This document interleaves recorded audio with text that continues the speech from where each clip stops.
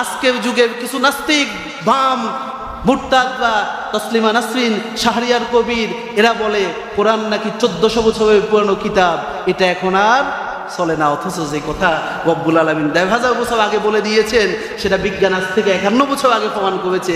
যে কথা কোরআনে কারিমে এমনও অনেক তথ্য এবং থিওরি আছে, আগামী 1500 বছরেও বিজ্ঞানীরা প্রমাণ করতে পারবে না। বলেন না সুবহানাল্লাহ। এটাই হচ্ছে কোরআনের অলৌকিকতা, এটাই হচ্ছে কোরআনের মুজিজা, এটাই হচ্ছে কোরআন এবং বিজ্ঞান।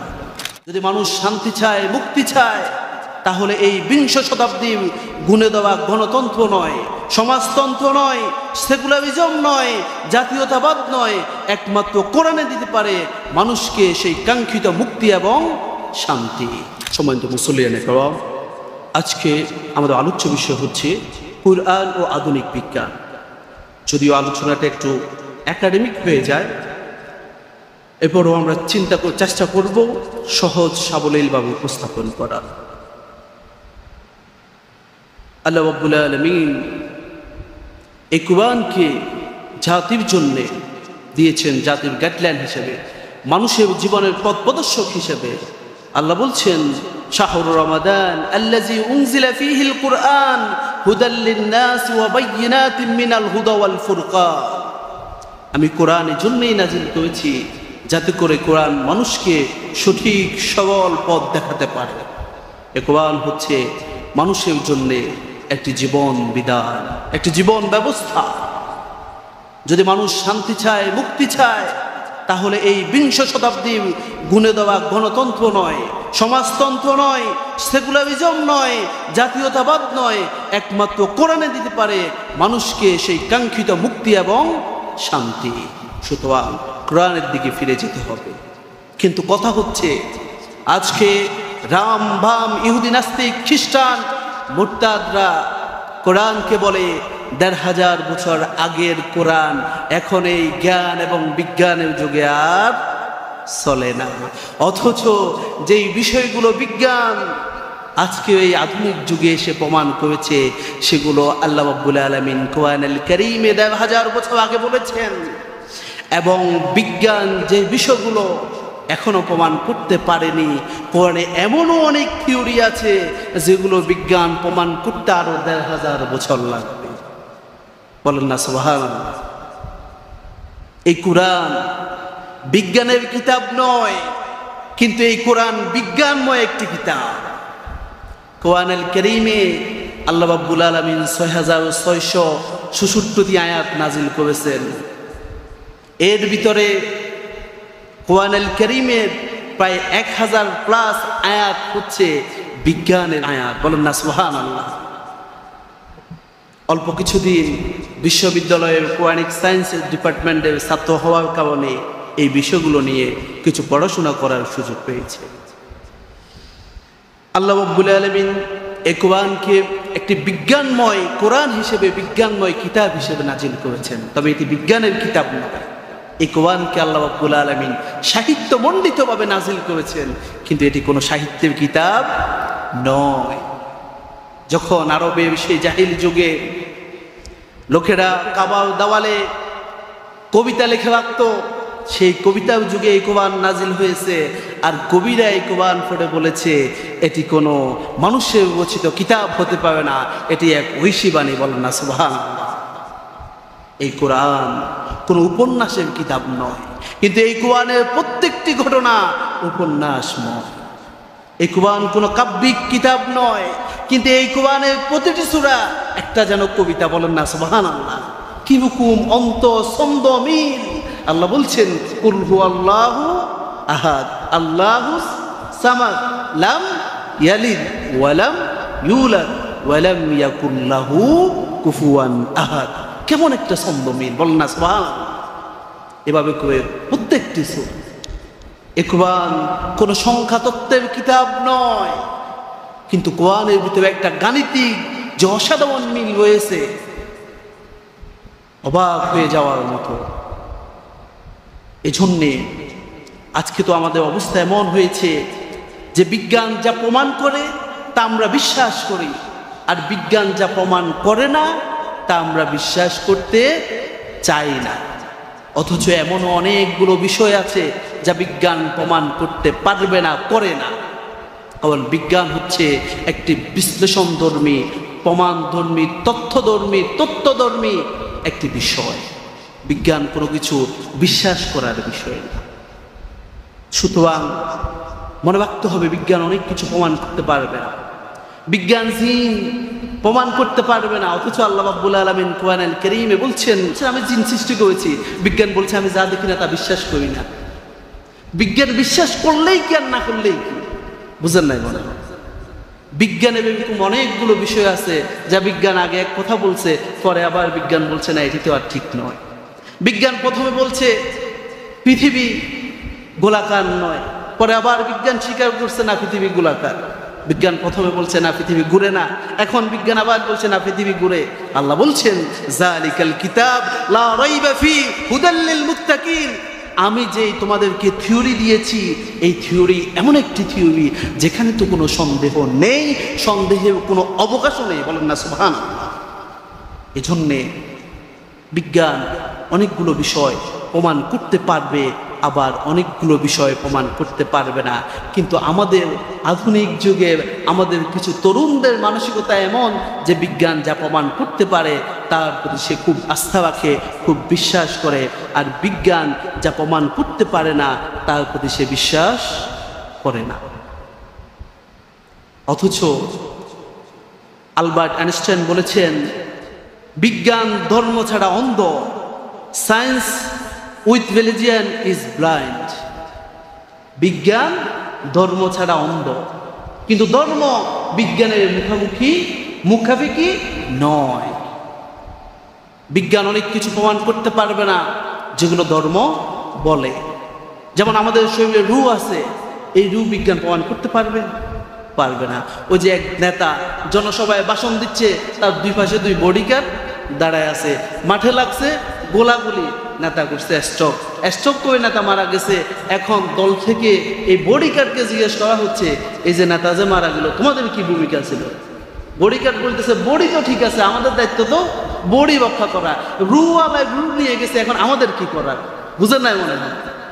বিজ্ঞান এই যে মানুষ, তার দেহ তো ঠিক আছে, সব কিছু ঠিক আছে, কিন্তু রূহ এটি কোথায়? এটি হচ্ছে আল্লাহর হুকুম। বলেন না সুবহানাল্লাহ। এজন্যে আল্লাহ রাব্বুল আলামিন কোরআনুল কারীমে বলছেন কোরআন হচ্ছে বিজ্ঞানের একটি অনন্ত ভান্ডার। আল্লাহ বলছেন আফালা ইয়াতাদাব্বারুনাল কুরআন, তোমরা কি কোরআন নিয়ে চিন্তা গবেষণা করো না? এই কোরআনে আল্লাহ রাব্বুল আলামিন বিজ্ঞানের কত তথ্য উপাত্ত দিয়েছেন। আল্লাহ এবার নির্দেশ করছেন তোমরা কোরআন নিয়ে গভীরভাবে চিন্তা করো, আল্লাহর সৃষ্টি নিয়ে গভীরভাবে চিন্তা করো, তোমরা দেখবে বিজ্ঞানের অনেকগুলো থিওরি। আল্লাহ রাব্বুল আলামিন কোরআনুল কারীমে সূরা আল ইমরানের ভিতরে বলছেন, আল্লাহ রাব্বুল আলামিন কোরআনুল কারীমে বলছেন ইন্না ফি খালকিস সামাওয়াতি ওয়াল আরদি ওয়াখতিলাফিল লাইলি ওয়ান নাহার ওয়াখতিলাফিল লাইলি ওয়ান নাহারি লাআয়াতিন লিউলিল আলবাব। নিশ্চয় আমি এই সৃষ্টিকে, আসমান এবং জমিনকে এমনভাবে সৃষ্টি করেছি যারা গভীরভাবে চিন্তা করে তারা এখানে একটি বিজ্ঞানের অসাধারণ একটি থিওরি পাবে। বলেন না সুবহানাল্লাহ।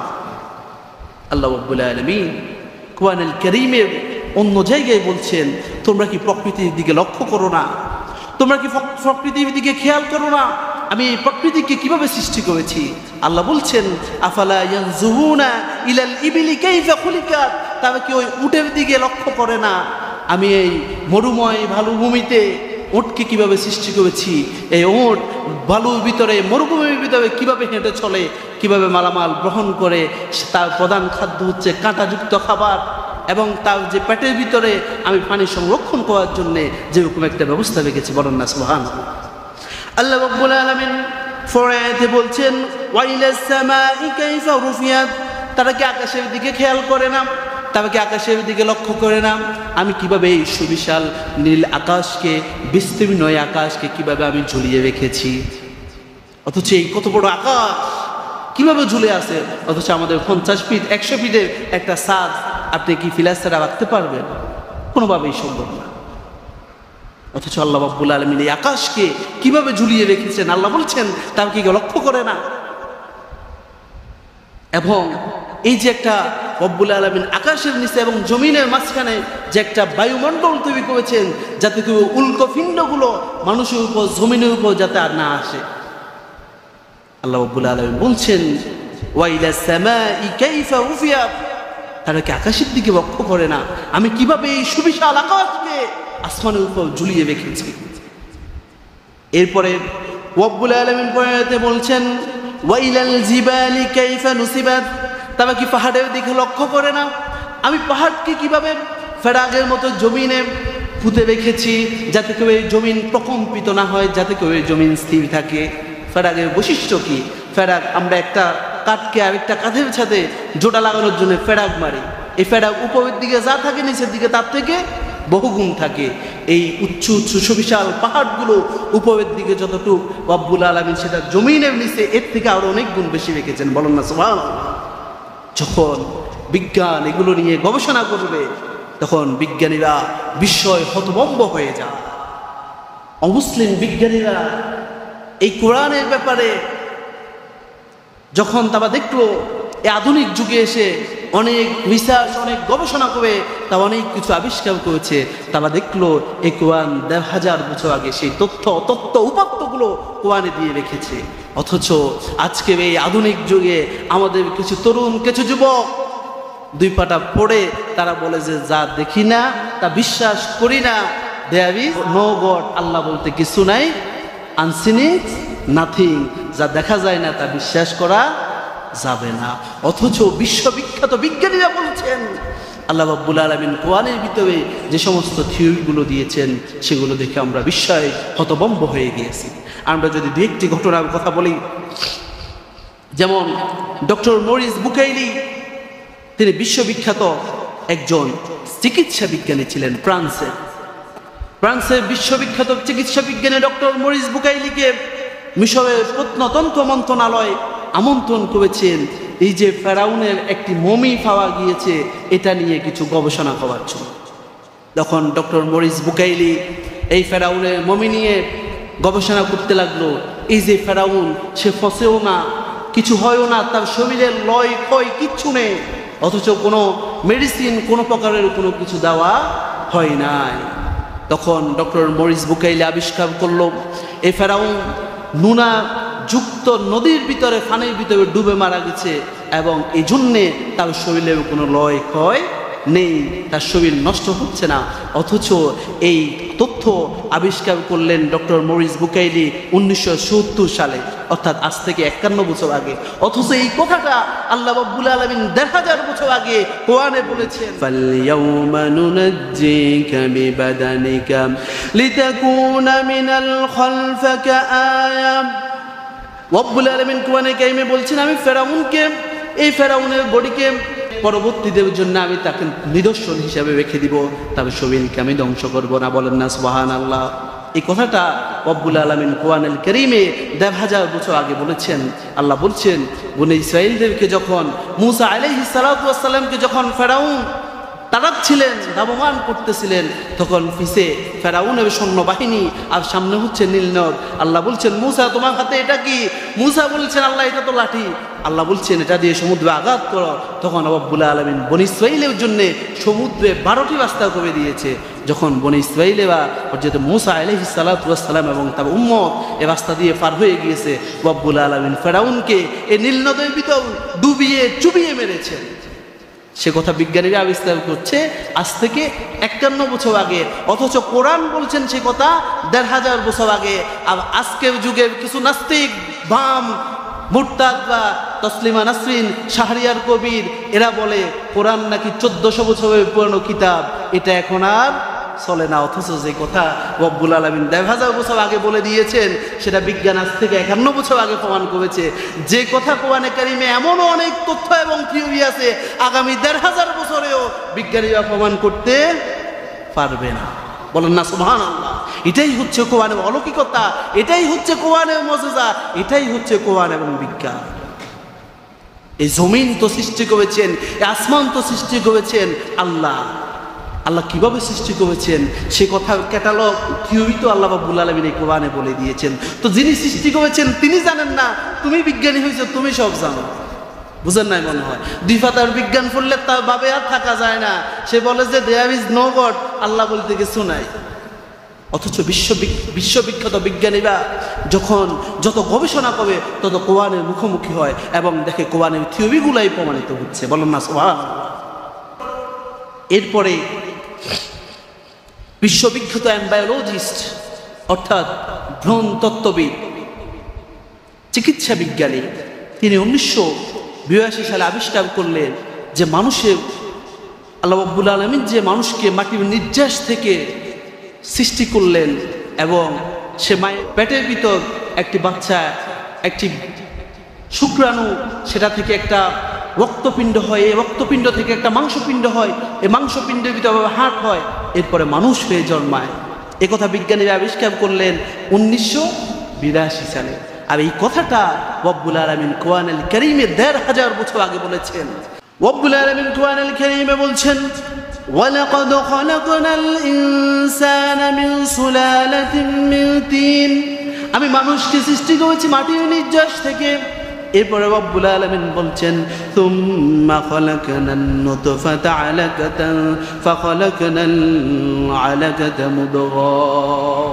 রব্বুল আলামিন বলছেন, আমি মানুষকে প্রথমে একটি রক্তপিণ্ডে পরিণত করি, সেখান থেকে একটি মাংসপিণ্ডে পরিণত করি, সেখান থেকে সেই মাংসপিণ্ডের মধ্যে আমি মানুষের সেই মাংসপিণ্ডের মধ্যে হাড় দিই, এরপরে চামড়া আস্তরণ দিই, এরপরে আমি মানুষকে দুনিয়াতে ভূমিষ্ঠ করি, দুনিয়াতে নিয়ে আসি।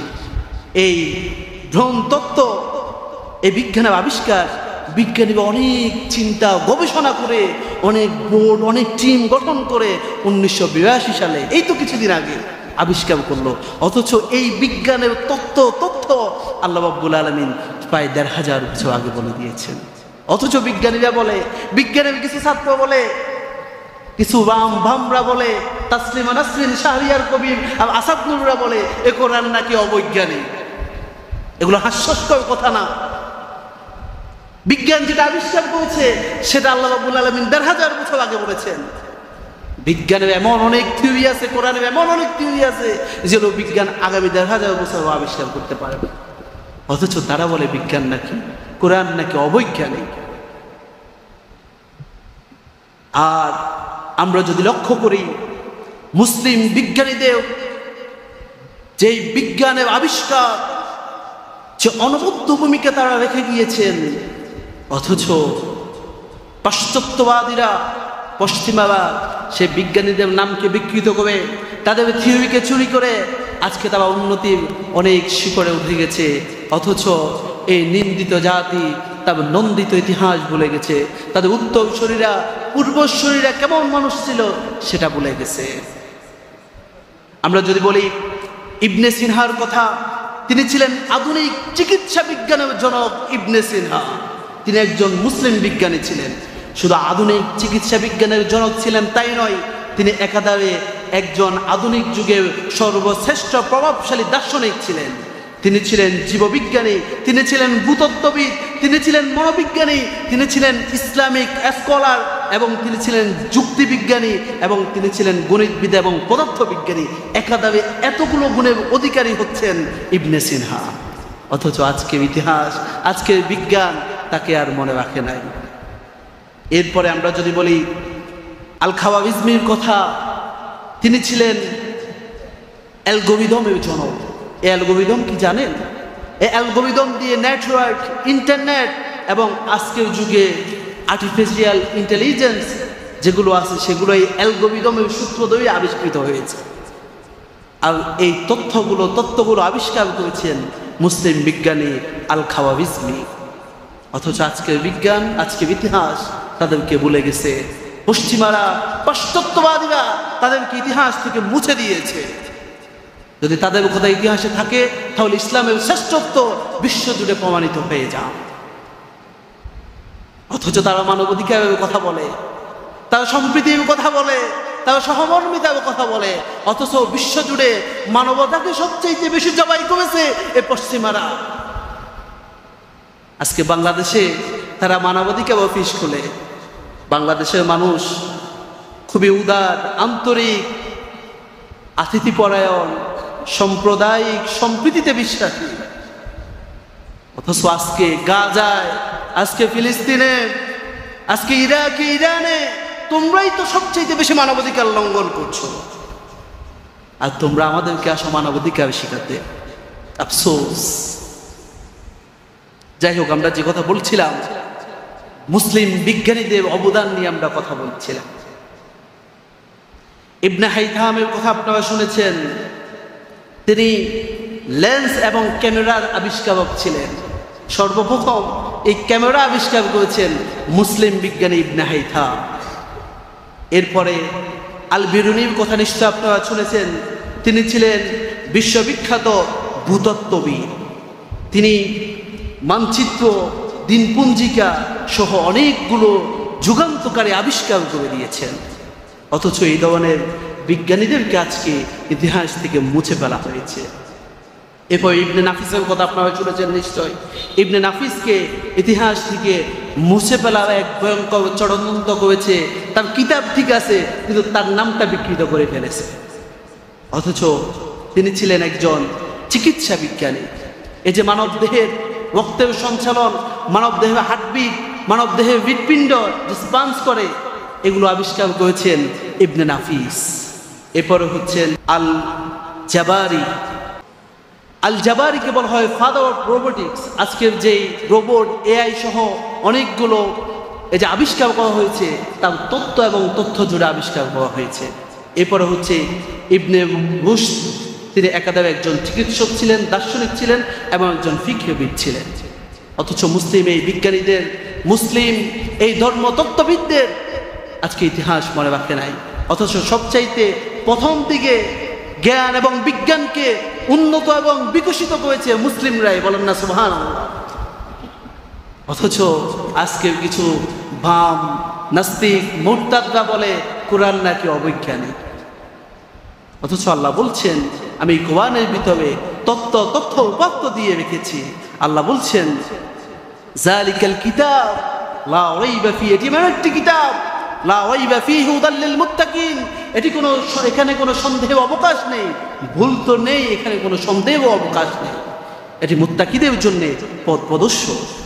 আল্লাহ রাব্বুল আলামিন আমাদেরকে বোঝার তৌফিক দিক, সবাই বলে আমিন। আজকে আমরা আলোচনা করেছি কোরআন বিজ্ঞানের ব্যাপারে কি বলে এবং অমুসলিম বিজ্ঞানীরা ইসলাম এবং কোরআনের ব্যাপারে কি বলেছেন। মুসলিম বিজ্ঞানীদের আবিষ্কার আমরা আগামী জুমায় আলোচনা করব। কোরআন এবং বিজ্ঞানের ভিতর, কোরআনের যে সমস্ত আয়াতগুলোর ভিতরে সাদৃশ্য রয়েছে। আমরা বলেছিলাম কোরআনুল কারীমে আল্লাহ রাব্বুল আলামিন 6666 আয়াত দিয়েছেন। এই ভিতরে প্রায় 1000+ আয়াত হচ্ছে বিজ্ঞানের আয়াত, বলেন না সুবহানাল্লাহ। কোনো মন বড়া কথা বলছি না। আমি অল্প কিছুদিনের জন্য বিশ্ববিদ্যালয়ের কোরআনিক সায়েন্সের ছাত্র ছিলাম। সুতরাং এই কোরআন হচ্ছে বিজ্ঞানময় কিতাব, বিজ্ঞানের কিতাব নয়। এই কোরআন হচ্ছে সাহিত্যময় কিতাব, সাহিত্যের কিতাব নয়। এই কোরআন হচ্ছে দর্শনময় কিতাব, তবে দার্শনিক কিতাব নয়। কোরআন ছিল আধুনিক, ছিল উন্নত। আজকের যুগের মানুষরা যদি সকল সমস্যার সমাধান চায়, তাহলে কোরআনের দিকে ফিরে যেতে হবে। সব সমস্যার সমাধান একমাত্র, শুধুমাত্র, কেবলমাত্র দিতে পারে এই আল কোরআন। কোনো সমাজতন্ত্র, গণতন্ত্র, সেকুলারিজম, কমিউনিজম এবং কি এই 20 শতাব্দীর গুণে দেওয়া গণতন্ত্র মানুষকে মুক্তি এবং শান্তি দিতে চরমভাবে ব্যর্থ হয়েছে। সেটি আজকে নতুন করে আবার প্রমাণিত হচ্ছে সমাজে। সুতরাং সকল সমস্যার সমাধান একমাত্র দিতে পারে রব্বুল আলামিনের ঐশী গ্রন্থ কোরআন, কোরআন, কোরআন। আল্লাহ বলছেন, আর রহমান আল্লামাল কোরআন খলাকাল ইনসান, আমি কোরআন সৃষ্টি করেছি, মানুষ সৃষ্টি করেছি। মানুষের জীবন কেমন হবে সেটা গাইডলাইন এবং ক্যাটালগ হিসেবে কোরআন দিয়েছি।